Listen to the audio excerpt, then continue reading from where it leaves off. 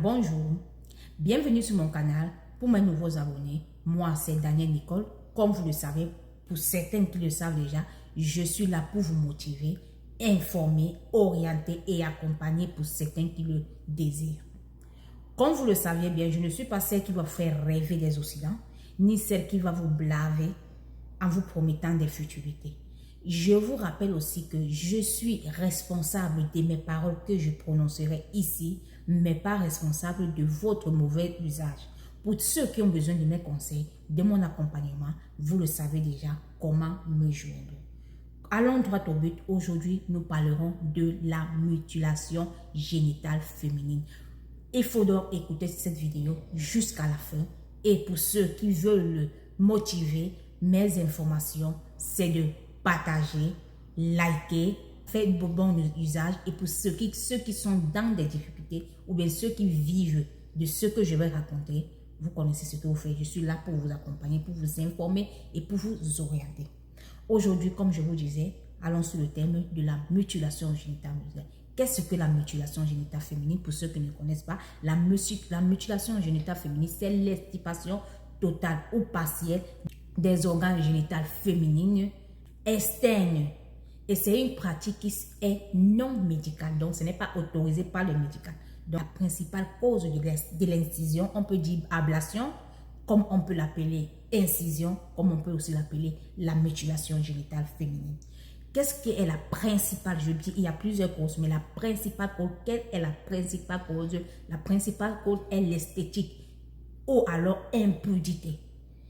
Pourquoi? Et le facteur général de cette cause de cette principale cause qui est l'esthétique ou impudicité, c'est parce que le facteur général sont des facteurs culturels, des facteurs religieux ou sociaux. Ça ne veut pas dire que c'est un truc seulement des musulmans, non, comme beaucoup le croient, même des chrétiens.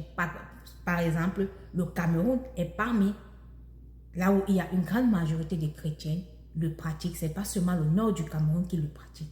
Par exemple, il y a aussi des pays comme la Côte d'Ivoire, il y a aussi des pays dont on en citera vraiment. Et maintenant, pour les conséquences dues à cette pratique non médicale, telles que il y a les problèmes vaginaux, il y a les problèmes d'infection, les IST que vous pouvez être transmises. Je vous explique pourquoi. Par exemple, vous voyez là sur la vidéo, vous voyez les lames que la dame utilise, l'instrument qu'elle utilise. Comme vous allez voir aussi la seconde image qui le suivra, vous voyez la troupe des enfants. Ils viennent en troupe, les parents viennent laisser les enfants en troupe. Ça peut être durant le deuxième trimestre, le premier trimestre, ça dépend du temps. Et pour venir faire inciser les enfants. Vous voyez un peu. Et la perte de l'éducation. Ça veut dire par exemple, si un parent a fait l'incision à son enfant au deuxième trimestre et l'enfant a des complications, il finira par perdre l'année scolaire.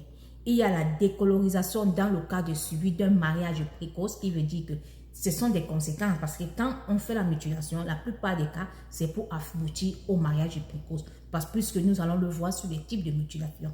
Comme je vous disais, il y a beaucoup de risques comme les IST, comme vous voyez les lames géantes que les femmes là utilisent. Vous voyez comment il y a une réunion. Vous voyez, c'est un truc, comme je vous ai dit, les facteurs qui peuvent être religieuses, qui peuvent être sociaux, qui peuvent aussi être culturels. Donc, ce n'est pas thème seulement de la religion.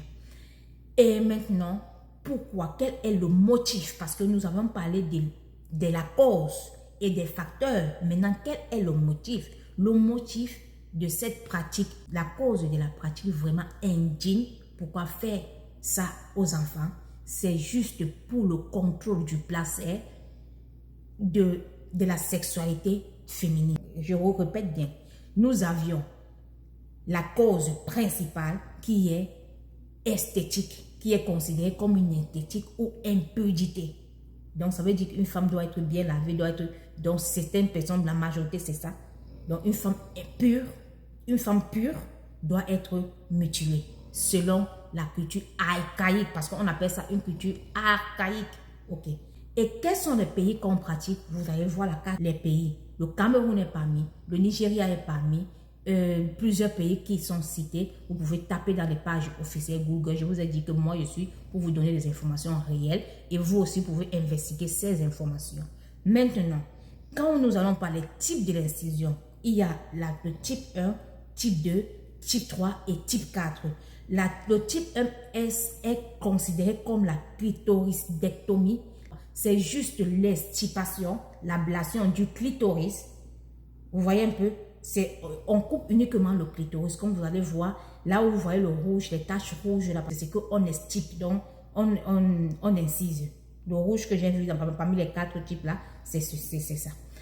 Bon, on enlève le type 1, on enlève juste le clitoris. Maintenant, le type 2 fait une extirpation totale et partielle des organes externes, qui veut dire non seulement du clitoris et aussi des petites lèvres. Ok. Maintenant, quand on dit le type 3, c'est l'une des plus, le type 3 et le type 4, mais surtout le type 3 qui est la plus dangereuse et la plus vraiment cruelle. Le type 3, c'est l'extirpation partielle et totale des lèvres. La plupart, ce sont les pharaons, dont les Égyptiens, ou bien les Somaliens, ou les Somaliens, les Éthiopiens, les Kenyans, qui pratiquent vraiment ce genre de mutilation très forte. C'est le rétrécissement de l'orifice vaginal. Ça veut dire qu'on protège la femme, on te coule le clitoris, parce qu'ils disent que tu attends l'âge de quoi, soit alors quand tu vas en mariage, pour que ton pénis, c'est le pénis justement de ton mari. Peut-être quand ton mari décède, que tu vas aller avec le frère de ton mari, c'est comment on réenlève et on te rétrécit par rapport à la grandeur du nouveau pénis que tu vas assumer. Maintenant, il y a aussi le moment de l'accouchement il t'enlève. Comme vous voyez la photo, comme vous voyez, c'est un peu cruel. Il y a des choses qu'on ne peut pas tout expliquer dans le type 2. Comme vous le savez aussi, c'est l'extirpation de grandes et de petites lèvres. Donc, on enlève tout, que ce soit le clitoris, la petite lèvre, les grandes lèvres. Donc, on te laisse la beauté selon leur dire. Ok? Maintenant, je mets un peu mes lunettes pour vraiment vous expliquer un peu. Tout ce que je vous ai expliqué, l'âge varie. C'est de 0 à 15 ans. Il y a d'autres qui arrivent jusqu'à 25 ans pour que ça dépend de la culture, comme je vous le disais. Maintenant, parmi tout ça, les élèves attentifs, quand vous me voyez porter mes lunettes, vous comprenez. Selon la Convention de Genève, la sollicitude d'asile, selon l'article 4 de l'année 1951, la Convention de Genève dit ceci: il donne le statut de réfugié non seulement aux enfants qui sont en risque d'être incisés dans leur pays d'origine, et aussi à ceux qui ont, en 2016, cette loi a été promulguée, et aussi à ceux qui sont déjà incisés. Donc même si tu as 35 ans, tu as été incisé, tu peux avoir un statut de réfugié. Et il y a le HCR dans tous vos pays d'origine, dans tous les pays, tu vas dans le pays voisin, tu peux avoir, par exemple, c'est un exemple que je donne, si tu es en Côte d'Ivoire, tu peux aller en Gambie pour demander. Si tu es au Cameroun, tu peux aller au Nigeria. Si tu es au Bénin, tu peux aller au Mali. Il y a le HCR et tu as le droit de protester pour ta demande d'asile. Donc, ceux qui ont compris, vraiment des élèves intelligents, je crois que vous avez compris, c'est pour abolir. Comme vous avez vu la photo là, vous avez vu les corps en tenue, non? Qui sont là, vous voyez, en Afrique. La loi, dans beaucoup de pays en Afrique, le condamne, mais il y a des hommes en autorité. Quand on vous fait l'inclusion, ça veut dire que la loi des conventions de Genève, qui est la loi de 1951, qui dit bien, on doit attribuer le statut de réfugié à ceux qui ont, non seulement qui ont été victimes de cette... Quand moi, je travaillais dans l'immigration en Espagne, on a beaucoup donné des Ivoiriens à cause de cette trameur très tragédique. On a donné beaucoup des Ivoiriens l'asile politique à travers ce que je suis en train de vous dire. Les amis, ne cessez pas de vous désensibiliser et j'espère que vous allez passer une bonne nuit. Merci, bonne soirée.